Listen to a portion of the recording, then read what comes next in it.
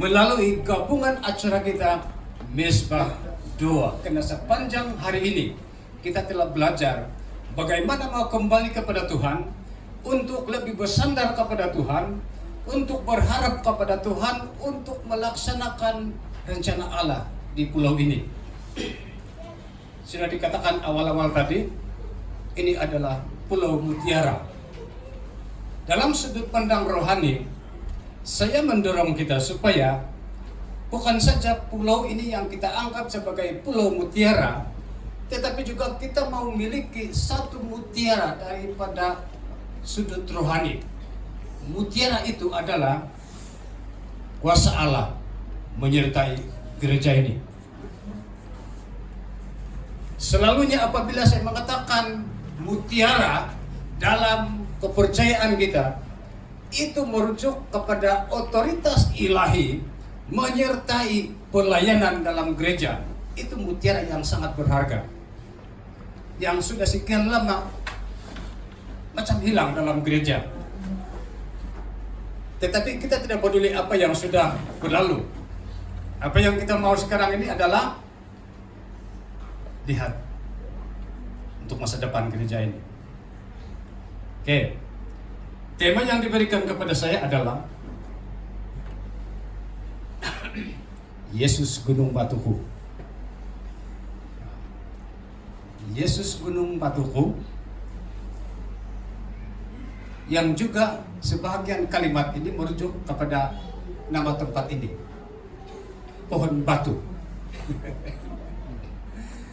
Nama dia Pohon Batu, tetapi yang anehnya dia pandai berbuah sampai 2 sidang lagi. Itu Pohon Batu. Visi kamu untuk masa depan, Yesus Gunung Batu. Batu juga. Dengan petikan firman Tuhan yang diberikan kepada saya adalah daripada 2 Samuel bab yang ke-22 ayat yang kedua, semuanya 2. Juga aneh kan?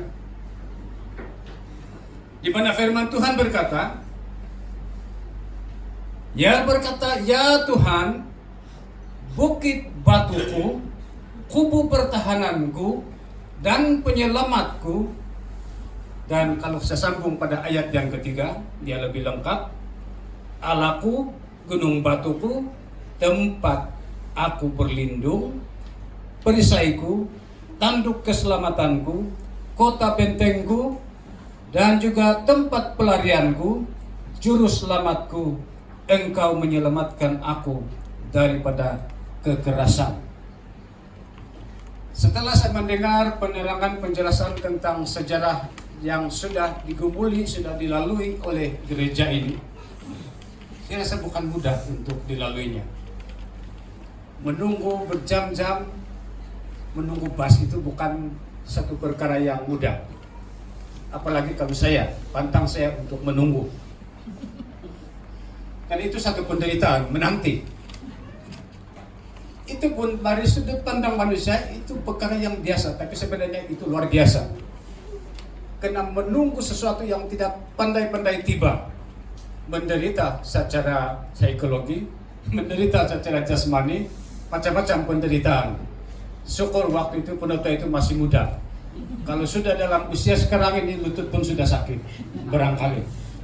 Itu semua adalah perjalanan kita yang penuh dengan cabaran dan rintangan, di mana selama 35 tahun lagi banyak perkara yang kamu sudah lalui.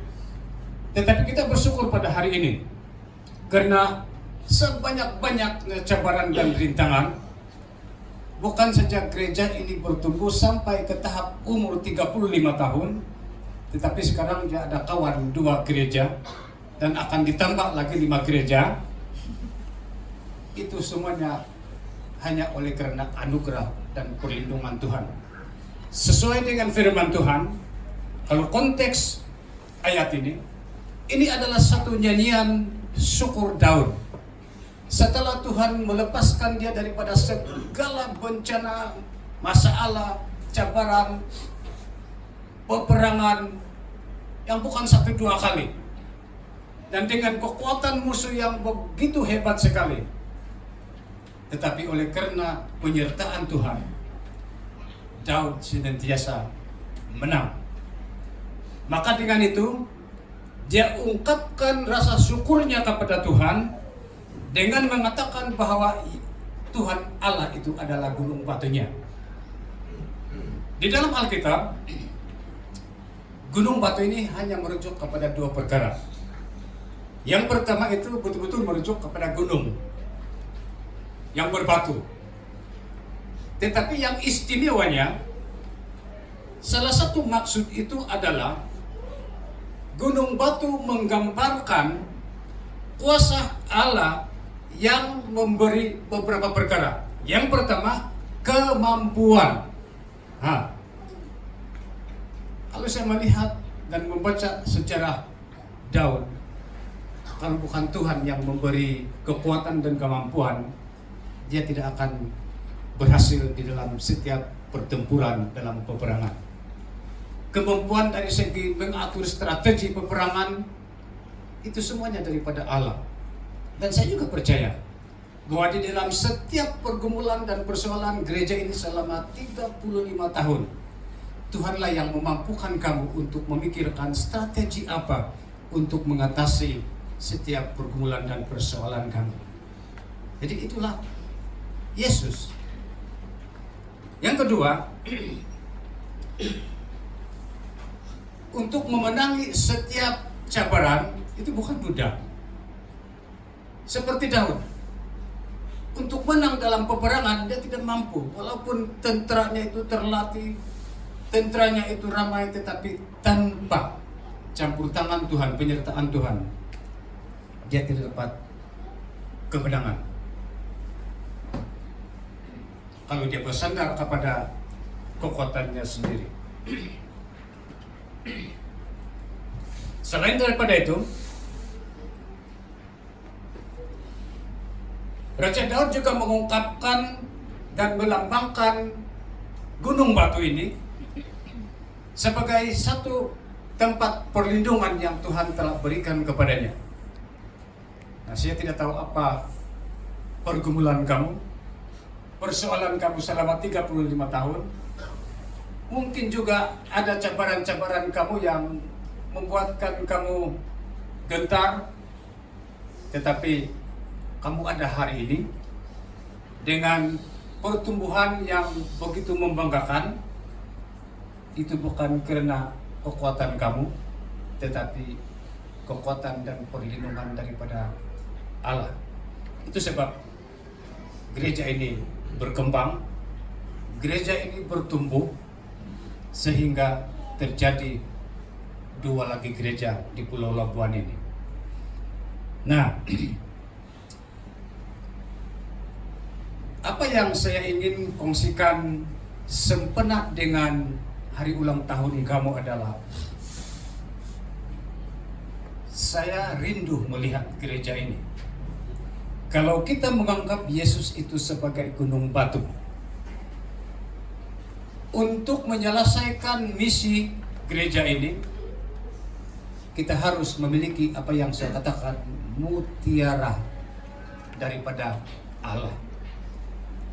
Dan untuk memiliki ini, kita hanya boleh lakukan itu melalui doa. Lagi saya katakan doa. Boleh saya minta paparkan nomor gambar gereja yang saya berikan tengah hari tadi, adakah? Saya mau saksikan ini.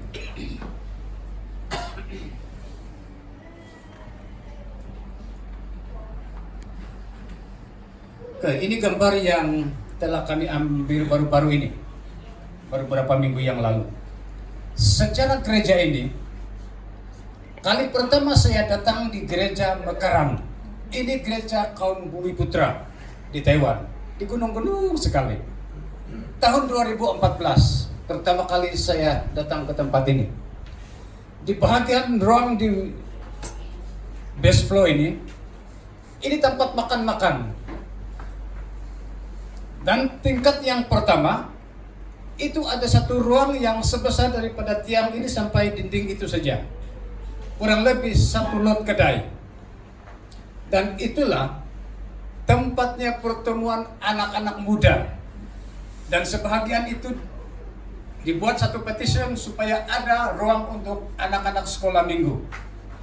Tingkat yang kedua, sama dengan luas ini, itu tempat ibadah jemaatnya. Dan sangat sedikit dia punya jemaat. Campur-campur dengan anak-anak muda, mungkin mencapai 70-80. Dan seperti mana yang saya katakan siang tadi, profesi mereka tiada yang bekerja sebagai profesional, tidak ada. Semuanya petani-petani yang mengeluarkan hasil untuk domestik saja, keperluan sendiri, bukan secara komersial. Sudahlah begitu, tanaman itu selalu diganggu dengan gempa bumi, ribut taufan. Jadi mana ada harapan mau dapatkan hasil yang banyak. Dan pada waktu itu, bangunan ini bukan seperti ini. Saya dibawa oleh pastor itu naik ke lantai ataupun tingkat yang ketiga. Dan dia seperti hampir sama. Minta maaf gereja kita. Saya selalu mengambil ini sebagai contoh, tapi bukan untuk tidak niat yang jahat. Dia lebih buruk daripada apa yang ada di pusat. Karena dia punya lantai tidak rata, masih lagi ada tumpuk-tumpuk simen yang tidak kena rata. Dia sangat luas. Dia boleh memuatkan lebih 1.000 orang. Dan dia punya pentas pun memang bakulat lah. Tiada harapan langsung untuk dimajukan karena ekonomi gereja itu sangat-sangat terhad. Dan saya tidak tahu. Jahat juga saya punya mulut ini tanpa memikir perasaan pastor yang mengiring saya. Saya katakan begini sama dia, Pastor Imoy, saya mau satu hari, itu paksaan sudah itu. Saya mau satu hari, saya berada di tempat ini, beribadah bersama dengan suku-suku bangsa. Pastor itu saya tidak tahu dia tersinggung ataupun tidak. Tapi dia diam saja. Kata iya pun tidak ada. Respon satu pun tidak ada. Dia diam. Lalu kami turun. 1 minggu kami balik daripada Taiwan. Dia SMS. Melalui messenger. Dia bilang begini, Pastor, bantu kami dalam doa. Kami mau renovate seluruh bangunan gereja kami. Wah, saya terkejut. Saya bilang seluruh bangunan tingkat 3 pun tidak siap, apalagi kalau 3 tingkat bangunan ini. Waktu itu saya datang, ini belum ada yang biru ini saja. Tapi dia punya dia punya rupa-rupa bangunan itu bukan seperti itu. Tapi oleh karena iman pastor ini, saya kata begini, ya saya sokong iman dia. Tapi walaupun saya sudah katakan saya sokong, rasa dalam pemikiran saya masih berpegang bahwa mereka tidak mampu.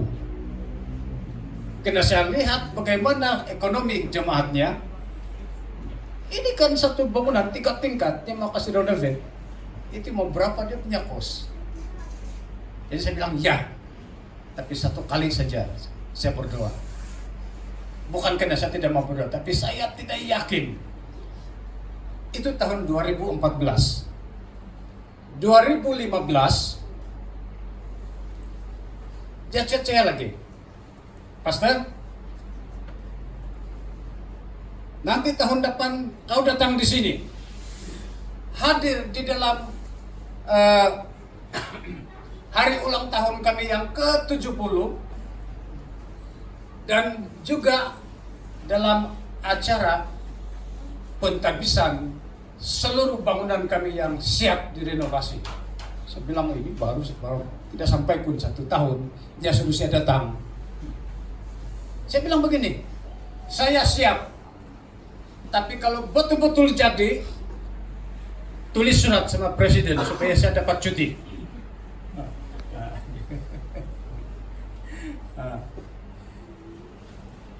Kemudian bulan April 2016 Itu baru 1 tahun.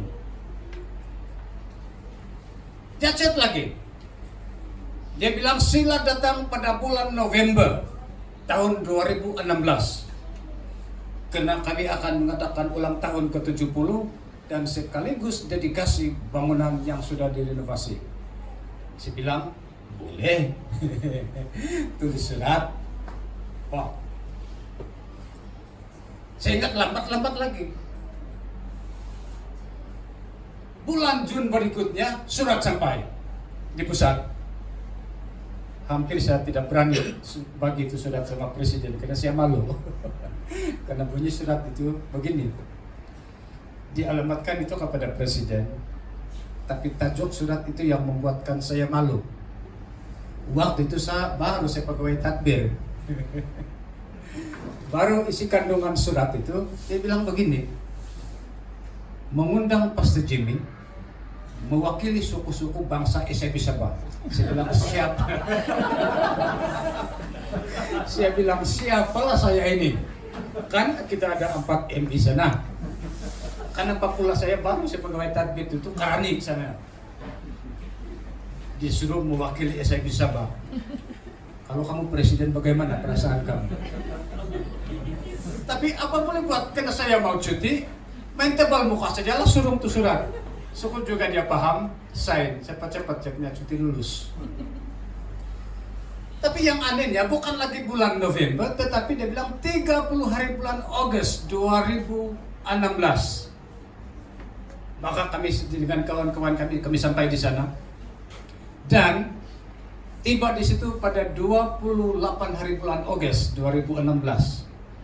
Setibanya kami di sana, Pastor bilang, Pastor Jimmy, rehat kamu. Wah, senang hati saya. Karena dia bilang, rehat kamu. Tiada apa-apa acara program untuk kamu, dia bilang, rehat.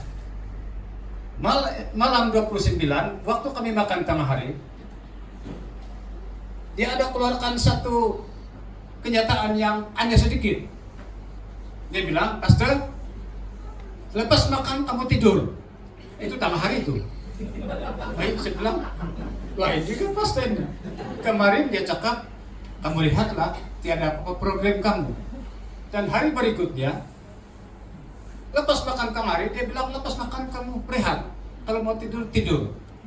Saya bilang, kenapa? Apa? Ada maksud dia ini. Dan akhirnya dia bilang begini, jam 12, jam 1:30 subuh, siap-siap kamu di bawah. Saya bilang, bagaimana? Saya bagi kamu slot 2 jam berdoa daripada jam 2 sampai jam 4 subuh. Saya bilang, oh ini jabaran ini, musim sajok lagi. Siapa mau bangun awal pagi? Dan betul-betul jam 1:30 ada sudah itu bus di sana menunggu. Kami turun, bawa kami naik. Dan apabila kami sampai di bangunan ini, inilah rupanya. Saya tidak percaya bahwa itulah bangunan gereja asal. Dan kami dibawa naik, ikut lift, sangat canggih dia punya lift. Dan kami sampai di tempat di mana dahulunya terbengkalai. Saya tidak boleh berkata apa-apa. Sangat luar biasa, cantik sekali. Pastor Hamzah sudah nampak itu. Dan saya beli agak, itu bukan 1-2 juta. Karena seluruh bangunan ini, yang paling mengagumkan saya adalah setelah saya lihat di dalam, ada satu kumpulan anak-anak remaja yang berdoa daripada jam 12 malam sampai jam 2, itu slot mereka. Anak-anak remaja. Dan kami sambung dari jam 2. Sebelum kami selesai jam 4, yang penetua-penetua yang memang sudah tua, mereka semua ada yang jalan kaki, ada naik motosikal jalan begitu sejuk pergi gereja. 15 menit sebelum kami selesai, mereka sudah standby ambil alih daripada jam 4 hingga jam 8. Sampai hari keesokannya datanglah ramai-ramai manusia. Ada wakil daripada Jepun, ada wakil daripada Hong Kong, ada wakil daripada Malaysia. Kamilah itu konon-konon daripada Malaysia, dari Jepun semua. Wah, dalam hati saya, apa yang saya lafazkan pada tahun 2014 itu betul-betul menjadi kenyataan. Dan berjalanlah ibadah. Saya tanya pastor, berapa uang kamu pakai? Dia tidak jawab saya. Dia menjawab seperti biasa. 2 minggu kami balik, baru dia jawab. Dia jawab dalam bahasa Mandarin, tapi ada satu kawan kami yang pandai terjemah. Rupa-rupanya 20 juta dolar Taiwan, kos seluruh inovasi. Saya bilang, dari mana aku mendapat duit? Dia tidak jawab. Dan jawabnya jawaban begini kepada saya, Tuhan bagi. Macam mana Tuhan bagi? Dia bilang begini. Rupa-rupanya setelah kami balik pada tahun 2014, dia tercabar. Maka dikumpulnya semua kepimpinan gereja untuk mau buat renovation, tapi tidak duit.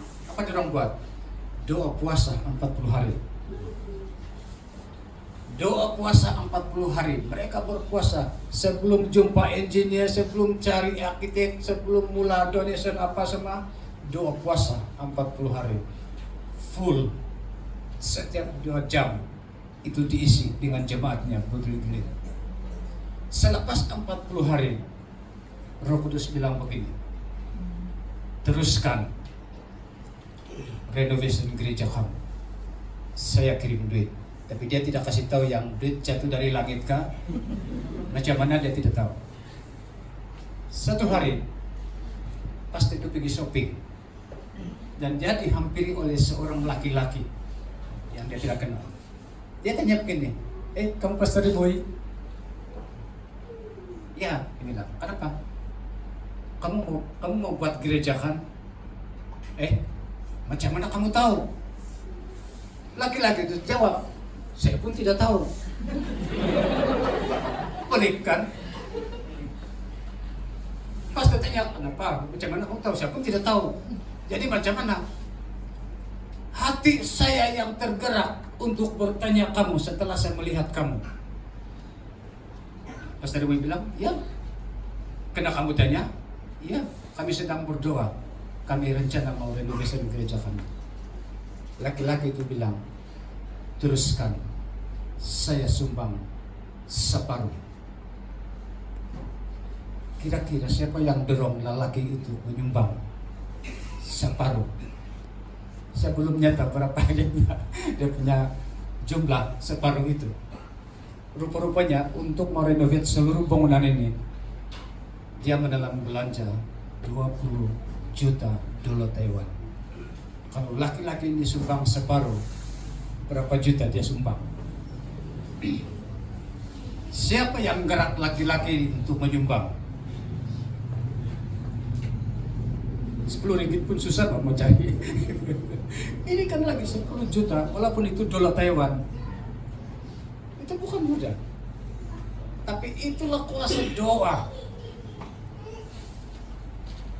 Doa dan berpuasa. Maka dengan itu saya mendorong, mari kita mulai untuk menyelesaikan misi dan visi gereja ini. Kembali kepada Alkitab. Kembali kepada cara yang mula-mula, yaitu lebih banyak mencari wajah Tuhan. Kemudian yang selebihnya itu akan ditambahkan. Itu sebab firman Tuhan berkata, cari dahulu kerajaan Allah. Kemudian yang selebihnya itu akan ditambahkan. Siapa yang menambah? Ya. Maka mari jemaat yang dikasihi Tuhan. Itu sebab saya katakan pertemuan kita hari ini bukan secara kebetulan.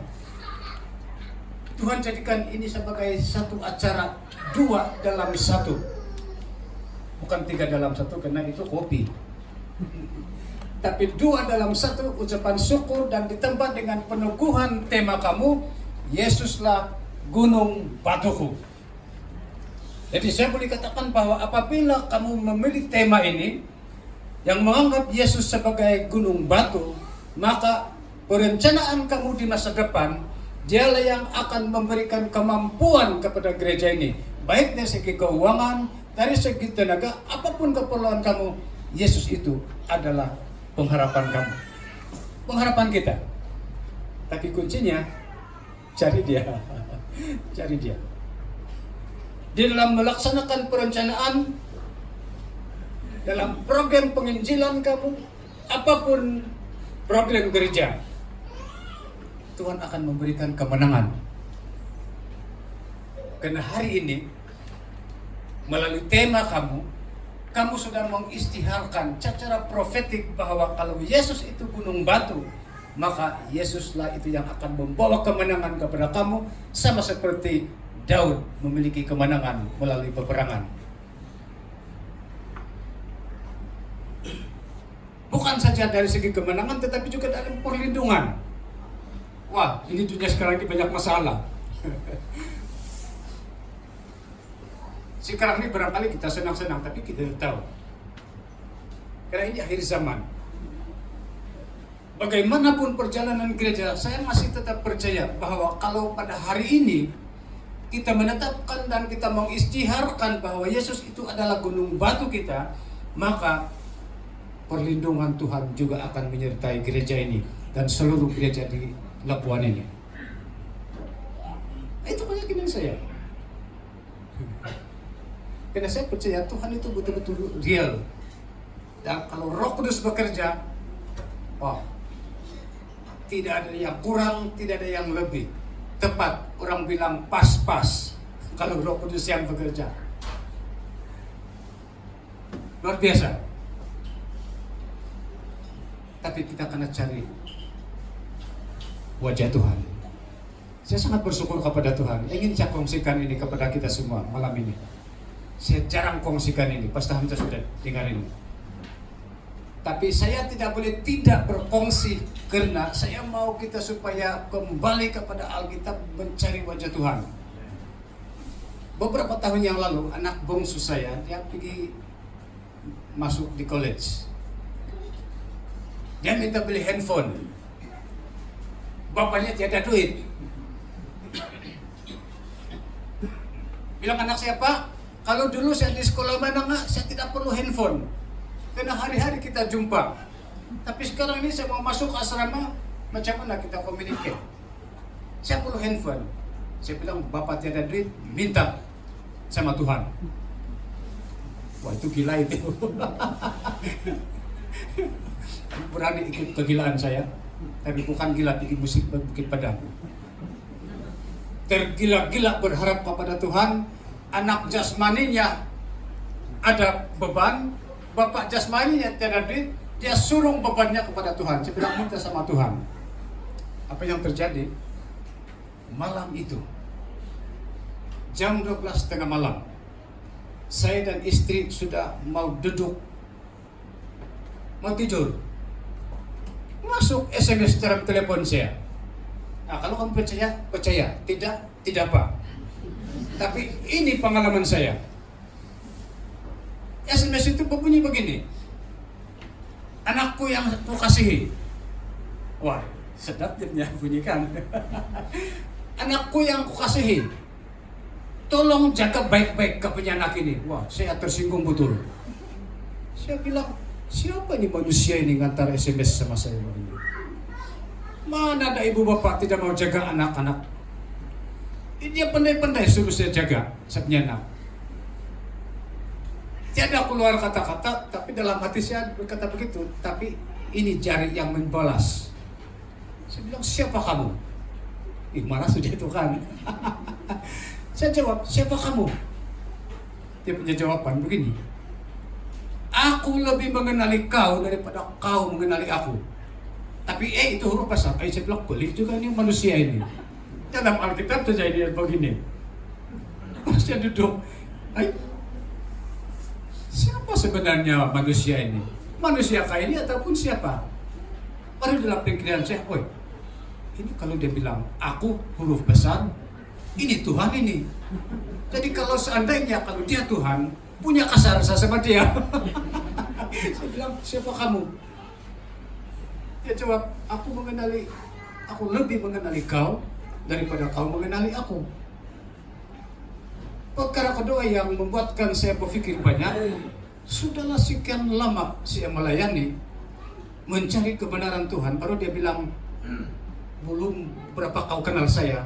Dalam hati saya, banyak usaha lagi nih kalau begini untuk mengenali Tuhan. Tapi dia jawab saya begini, nomor ini akan menjadi milik anakmu. Titik, habis. Dialog kami selesai sampai begitu. Saya dan istri tidak boleh tidur. Satu malam, bingung. Kemudian pukul 6 pagi, anak saya antar WhatsApp sama saya guna telepon dia punya pensara. Karena dia tinggal dengan pensara dia. Dia bilang begini, Pak, apa yang Bapak bagi sama saya? Saya tidak tahu. Saya balas dengan bergurau. Saya bilang, apa yang kamu mau Bapak bagi sama kamu? Dia tidak jawab. Akhirnya dia post satu gambar, ada satu kotak yang kurang lebih besar macam ini, dan di dalam dia itu ada telepon. Tapi saya tidak tahu apa yang terjadi. Tapi istri saya karena saat panjang malam tidak boleh tidur dengan tenang. Awal pagi dia pergi college, North Boja University College di Alam Mesra. Sampai di sana anak saya ada kelas, dia tunggu juga. Tujuan dia itu menyesat. Bukan apa, menyesat. Dia bilang begini sama anak saya. Karena dia sudah tahu ada telepon dalam kotak, dibungkus baik-baik. Menyesat, siapa yang bagi? Mungkin dia ada boyfriend yang tersembunyi. Itu pikiran istri saya. Jadi dia tunggu sampai dia habis kelas, dia bawa pergi ke plaza. Ada food court di sini di tingkat ketiga. Dan selesai office hours jam 12.30 saya menyusul.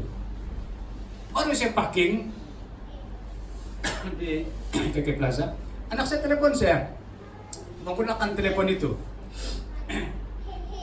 Ya, modified dia punya suara. Barangkali dia mau bergurau dengan saya. Memang saya tidak kenal suara dia. Tapi nomor telepon itu masih melekat dalam ingatan saya. Ay, ini nomor yang dipakai SMS saya malam itu. Dan saya bilang, kenapa saya sebut nama saya? Kenapa? Ay, dia bilang, macam mana Papa tahu ini nomor telepon saya? Dia bilang anak saya. Saya bilang semalam Tuhan yang kasih tahu saya. Dia bilang, pelik kan? Kemudian beberapa bulan itu, dia minta lagi telepon baru. Saya marah anak saya. Saya bilang, tidak cukup kah satu telepon? Bukan Bapak. Kalau telepon ini dia bilang, kalau saya mau download, saya mau upload pelajaran saya tidak cukup. Saya mau yang canggih sedikit. Saya bilang, minta sama dia. Itu dapat kegilaan di situ. Saya bilang, minta sama Tuhan. Bapak tidak ada duit. Entah apa yang terjadi. Beberapa hari itu, saya terima SMS lagi. Wah, ini pelik ini. Dia bilang begini, anakku yang saya kasihi, tolong jangan marahi anak kamu. Karena dia kehilangan sesuatu. Wah, dalam hati saya, ini memang telepon ini. Karena daripada nomor itu. Bagi tahu dia, itu bukan hilang. Saya ambil balik. Dan saya akan bagi dia yang lebih baik. Nah, kemudian pagi-pagi saya telepon anak saya. Kamu kehilangan sesuatu kan? Macam mana Bapak tahu? Saya bilang, saya tanya saja. Barulah dengan suara dia yang mula rasa takut dan bimbang. Ya Pak, dia bilang, itu telepon saya hilang. Itulah kau, saya bilang, Tuhan bagi kau satu benda kecil pun kau tidak boleh jaga. Cari balik itu dalam rumah kau. Kecil saja bilik saya di Pak, dia bilang, tapi tiada. Saya bilang, tidak Pak. Saya bilang sejukkan balik hatinya. Tidak Pak, jangan susah hati. Itu bukan hilang. Orang yang memberi kau itu diambil balik. Dan dia katakan dia akan memberikan kau yang terbaik. Itu pagi itu. Selepas itu dia pergi college. Patang balik, dia buang sampah. Karena dia tinggal di University Department Blok O. Dia buang sampah. Sampai dia di tong sampah, datang seorang pribadi yang bernama Laura. Nama saya Laura, dia bilang. Dan anak saya bilang, tidak pernah saya nampak kau. Ya, dia bilang, saya jarang keluar ini. Tapi saya tinggal sini juga di tingkat 4, dia bilang, blok yang sama, tingkat yang sama dengan anak saya. Jadi dia bilang, kenapa?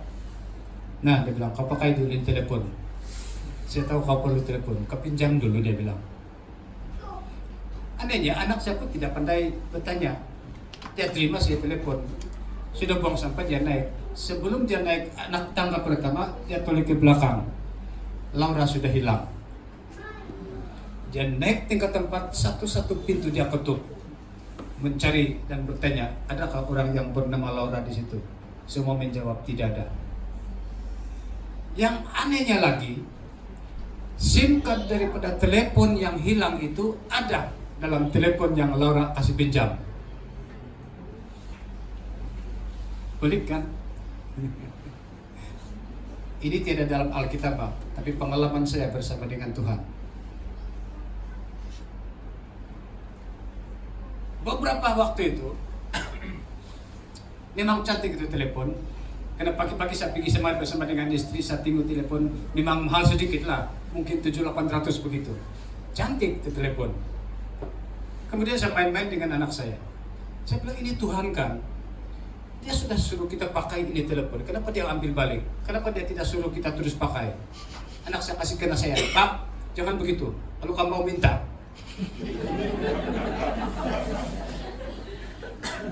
Dia coba saya balik, dapat main-main saja, saya bilang sama dia. 2 minggu daripada itu dia balik pergi pusat. Dia ada satu handbag yang nipis, cukup telepon baru itu 5. Sekali dia masuk bilik dia salok tangan dia dalam bag, itu telepon ada sudah yang hilang, yang pertama. Tapi tidak SIM card sudah, SIM card yang ada di situ sudah pindah pergi telepon yang Laura bagi. Saya bilang, tidak apa-apa itu, biarlah kau punya mama yang pakailah. Saya pun ada telepon sudah, saya bilang, sampai sekarang itu telepon istri saya pakai. Beberapa ketika telepon yang kedua tiba-tiba hilang. Anak saya terus tanya saya, Pak, kau ada terima SMS kan?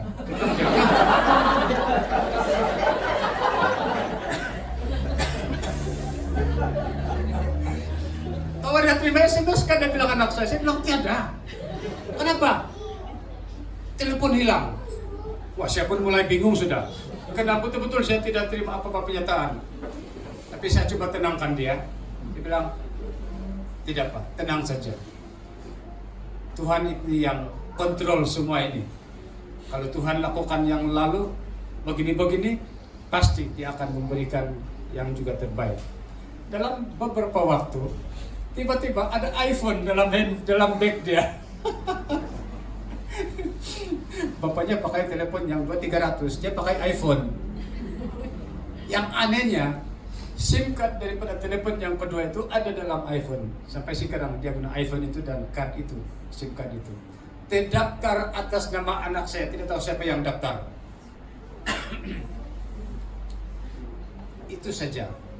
Sejak saya belajar berdoa daripada tahun 2005 sampailah hari ini, Tuhan tidak bagi saya tanah yang besar, Tuhan tidak bagi saya kereta-kereta yang besar, tetap kecil juga kereta saya. Dan dia tidak bagi saya macam-macam material yang boleh saya banggakan, tapi apa yang Tuhan bagi saya adalah karunia yang luar biasa kepada anak-anak saya. Itu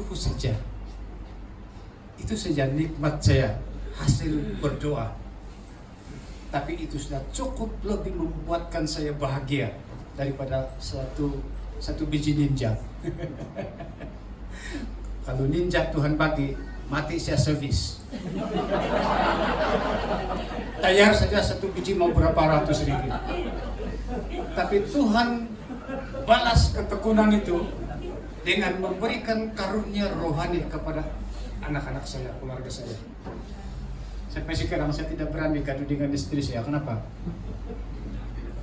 Kalau saya begadang sama istri saya punya anak di Johor tahu.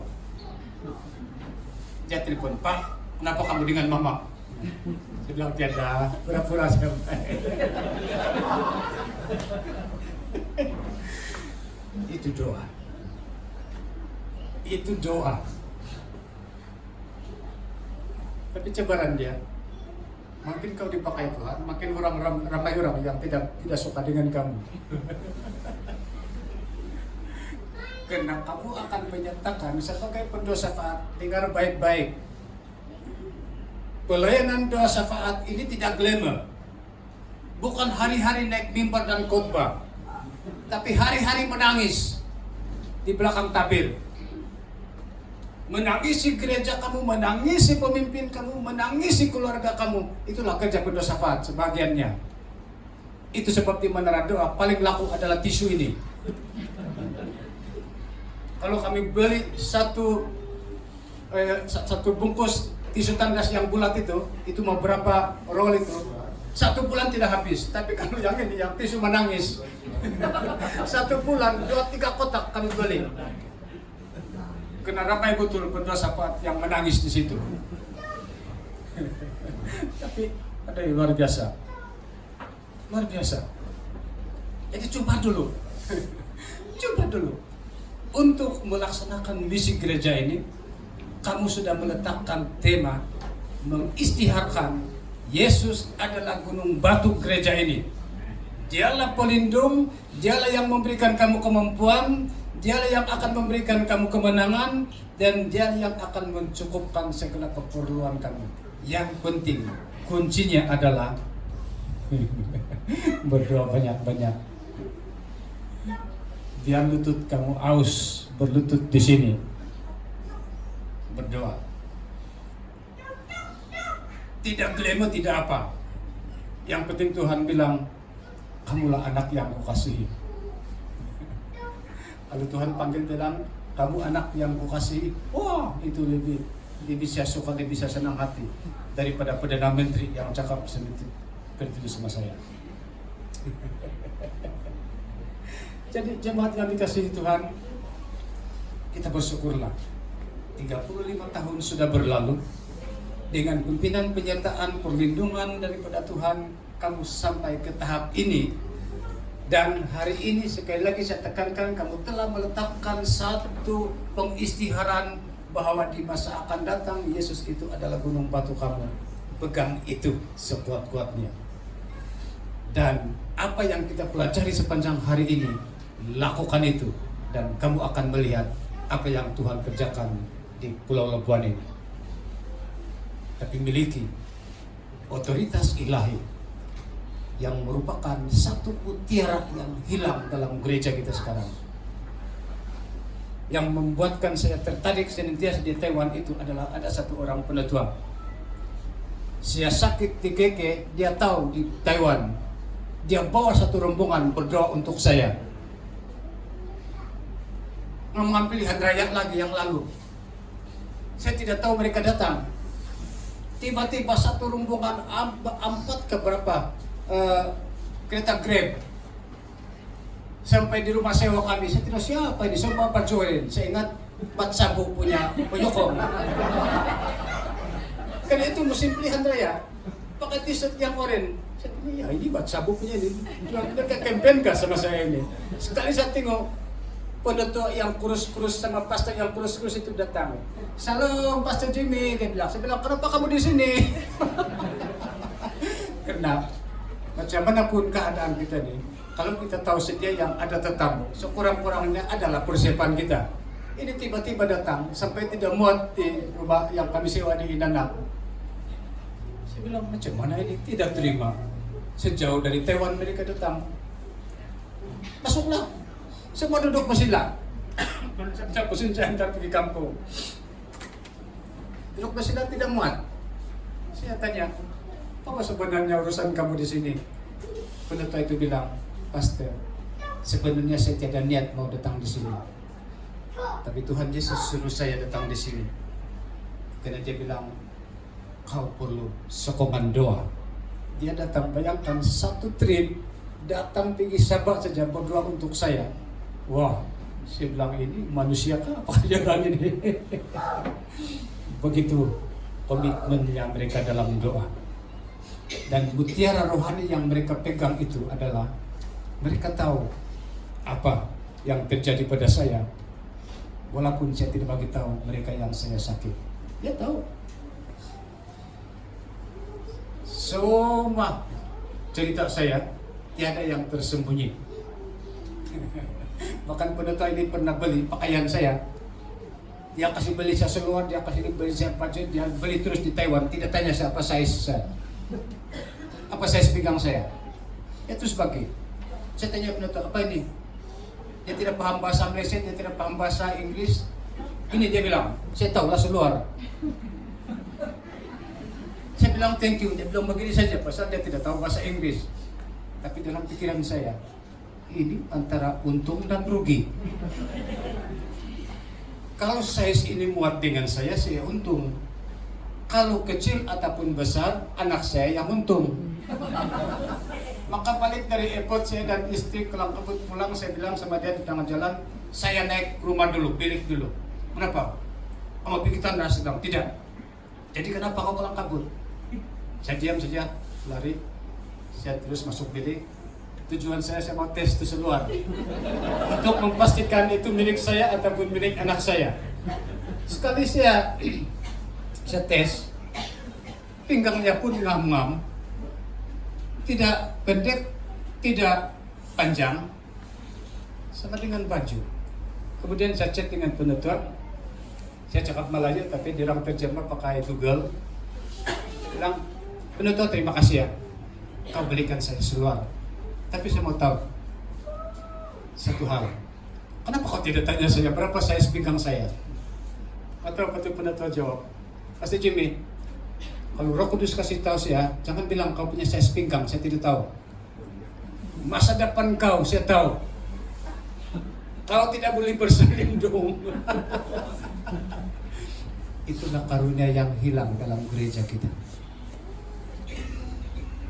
Hanya pada tahun 70-an, 80-an ada jamaat kita, pemimpin kita yang ada karunia itu. Tapi hari demi hari, tahun demi tahun, mutiara rohani ini hilang dalam gereja kita. Maka mari kita ambil satu tekad yang baru mencapai visi ini, bukan saja di sini tapi mewakili seluruh SIB Sabah, balik kepada Tuhan supaya kita boleh miliki mutiara ini. Bukan Philip Mantufa saja yang boleh menyembuhkan orang. Tuhan pakai.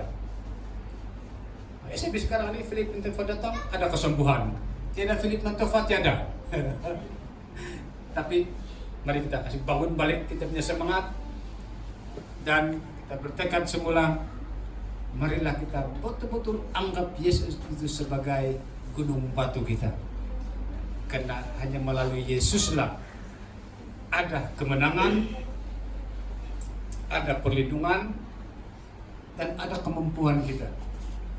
Dan melalui Yesuslah segala sesuatu yang kita perlukan akan Dia cukupkan. Amin. Mari kita berdoa. Segala pujian dan syukur kami kembalikan kepada-Mu ya Tuhan. Di dalam pertemuan kami pada malam hari ini sempena dengan hari ulang tahun gereja ini yang ke-35. Engkau membawa kami bersekutu bersama-sama memuji Tuhan, mengucap syukur kepada Tuhan, dan juga ruang dan waktu yang sangat indah untuk belajar firman Tuhan, di mana kami mengisytiharkan bahwa untuk melaksanakan misi gereja ini pada masa yang akan datang, kami sudah isytiharkan bahwa Yesus itu adalah gunung batu kami, yang tidak hanya memberi kemenangan, bukan hanya memberi perlindungan, tetapi juga Engkau yang akan mencukupkan dan Engkau yang akan memimpin perjalanan pelayanan gereja ini. Dan kami mau satukan iman kami pada malam hari ini bahwa kami pegang tema ini, dan sebagai hamba-hamba Tuhan bersama dengan hamba-hamba Tuhan yang ada di Pulau Labuan dan juga para pemimpin-pemimpin dan seluruh jemaat, kami mau isytiharkan bahwa Yesus Kristus adalah gunung batu bagi gereja SIB di Pulau Lopan ini, bahkan juga di SIB kawasan Beaufort.